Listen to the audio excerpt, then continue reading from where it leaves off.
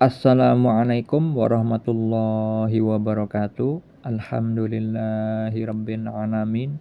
Allahumma salli ala sayyidina Muhammad wa ala ali sayyidina Muhammad.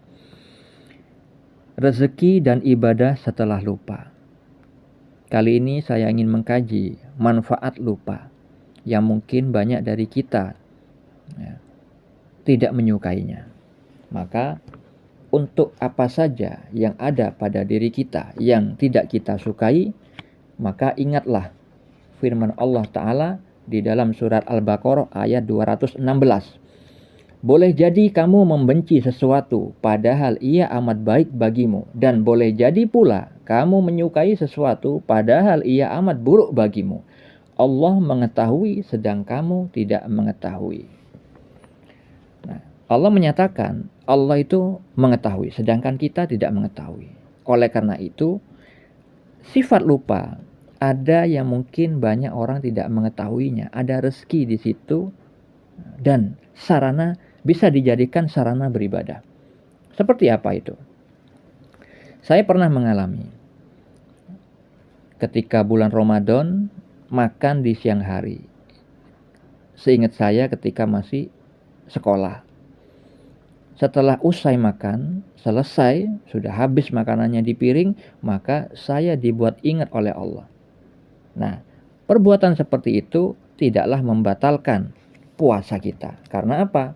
Kita melakukannya tanpa kesengajaan, yaitu karena adanya lupa yang memang Allah ciptakan kepada diri kita. Itu adalah rezeki bagi kita. Jika kita mengetahui dalil atau keterangan tentang bolehnya perbuatan yang terjadi kepada kita yang tidak disengaja dibuat. Dari Ibnu Abbas radhiyallahu anhu bahwa Rasulullah SAW bersabda, sesungguhnya Allah Azza wa Jalla memaafkan kesalahan yang tanpa sengaja dan kesalahan karena lupa dari umatku, serta kesalahan yang terpaksa dilakukan. Hadis sahih, hadis riwayat Ibnu Majah nomor 2045. Itu salah satu rezeki yang Allah berikan kepada kita di balik sifat lupa yang kita miliki. Makan di bulan Ramadan, di mana orang-orang tidak makan karena ingat bahwa itu puasa, maka saya di saat itu dibuat lupa oleh Allah. Artinya tidak dijadikan ingat bahwa saat itu saya puasa. Maka saya mendapatkan rezeki di siang bolong bulan Ramadan, tapi tidak membatalkan puasa. Itu salah satunya, yaitu rezeki setelah lupa. Lalu bagaimana dengan sifat lupa kita bisa dijadikan sarana beribadah? Yang contoh pertama tadi juga adalah bagian dari ibadah. Tapi saya ingin memberikan contoh yang lain ketika lupa tapi mengalami suatu kerugian materi. Contoh, misalkan saya adalah orang yang ingin berpartner dengan sebuah perusahaan besar dan perusahaan besar tersebut tidak menyukai janji yang istilahnya kalau di Indonesia itu jam karet. Jadi tidak tepat waktu. Maka saya diminta oleh mereka datang tepat waktu saat rapat besar untuk membicarakan proyek, misalkan begitu. Lalu pada acara rapat tersebut saya dianjurkan untuk membawa materi yang ingin saya usulkan kepada mereka. Yang mana hal itu, misalkan data itu saya simpan kepada suatu flash disk. Dan pada hari hanya mereka membuat acara pertemuan jam 11 siang. Dan perjalanan ke sana itu perlu diwaktukan 1 jam perjalanan. Nah, tiba-tiba pada hari saat saya menuju ke tempat pertemuan rapat jam 11 tepat, tapi karena adanya lupa flash disk materi penting yang harus saya usulkan di rapat tersebut itu lupa, gak dibawa. Padahal perjalanan ke sana 1 jam. Bagaimana mungkin saya mengulangi perjalanan akhirnya butuh waktu 2 jam. Itu pun kalau tidak macet. Otomatis mitra bisnis yang tidak suka dengan jam ngaret tersebut bisa jadi peluang besarnya adalah kecewa dan mengakhiri kerjasama saya dengan mereka. Itu hanya contoh permisalan saja. Ya, mungkin orang lain, pengusaha-pengusaha besar mungkin pernah mengalami hal itu. Ya. Nah, ini kan sepertinya mengalami kerugian.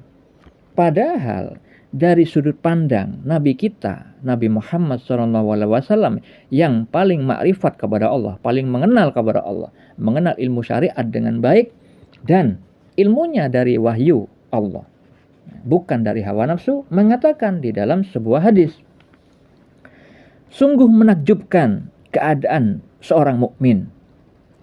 Seluruh urusannya itu baik. Ini tidaklah didapati kecuali pada seorang mukmin. Jika mendapatkan kesenangan maka ia bersyukur, itu baik baginya. Jika mendapatkan kesusahan maka ia bersabar, itu pun baik baginya. Hadis riwayat Muslim nomor 2999. Nah, itu disabdakan oleh beliau. Artinya, hanya seorang yang makomnya mukmin, bukan muslim, yang bisa menjadikan dua keadaan yang berbeda menjadikan sarana beribadah. Ketika mendapatkan kesenangan bersyukur, ketika mendapat kesusahan bersabar. Nah, bersabar itu ketika ada sesuatu yang tidak mengenakkan. Maka orang yang levelnya mukmin bisa menjalani lupanya dia ketika mendapatkan kerugian materi atau apapun itu, bisa dijadikan sarana beribadah, yaitu dengan bersabar, salah satunya itu. Dan ketika setelah usai bersabar, kita bisa melanjutkan lagi dengan beribadah dengan cara yang lain. Apa itu? Mengingat keterbatasan kita, bahwa firman Allah itu benar di dalam surah At-Takwir ayat 29. Dan kamu tidak dapat menghendaki menempuh jalan itu kecuali apabila dikehendaki Allah Tuhan semesta alam. Artinya, kita tidak mungkin bisa istiqomah, misalkan dalam hal mengingat sesuatu. Kita bisa jadi lupa di dalam menjalankan kehidupan. Maka kekuasaan Allah lah yang pasti berlaku. Kita pasti pernah lupa di dalam menjalani kehidupan kita. Tidak mungkin bisa menempuh jalan itu. Kita tidak mungkin bisa ingat terus. Kalau Allah sudah menentukan lupa sebagai salah satu takdir yang diberikan kepada kita, supaya mengingat kebesaran Allah bahwa Allah lah yang maha kuasa atas segala sesuatu. Jadi setelah kita mengetahui bahwa lupa kita itu adalah Allah sematkan pada diri kita manusia agar kita mengetahui keterbatasan kita, kelemahan kita, dan otomatis mengagungkan Allah yang Maha Kuasa yang tidak pernah lupa. Akhirnya kita berujung kepada pengagungan kepada Allah Subhanahu wa taala. Sebagaimana firman Allah di dalam surat Al-Imran ayat 191. Ya Tuhan kami, tidaklah Engkau menciptakan semua ini sia-sia. Maha suci Engkau, lindungilah kami dari azab neraka. Jadi, apapun yang Allah ciptakan, sifat-sifat kita pada diri kita, misalkan itu salah satunya adalah lupa, itu tidaklah sia-sia Allah ciptakan. Karena dengan lupa, kita bisa beribadah. Walaupun di dalam keadaan lahiriah, kita mendapatkan suatu kerugian. Tapi di balik kerugian itu ada manfaat yang lebih besar, yaitu pengagungan terhadap Allah, mengakui diri kita terbatas dan Allah Maha tidak terbatas, Allah Maha suci dari kesalahan, Allah Maha sempurna. Allah tidak setara dengan selainnya. Laisa kamitslihi syai'un. Seperti firman Allah di dalam surah Asy-Syura. Oleh karena itu, jangan mencela sifat lupa, karena di balik itu ada rezeki dan sarana beribadah kepada Allah Ta'ala yang maha sempurna. Assalamualaikum warahmatullahi wabarakatuh.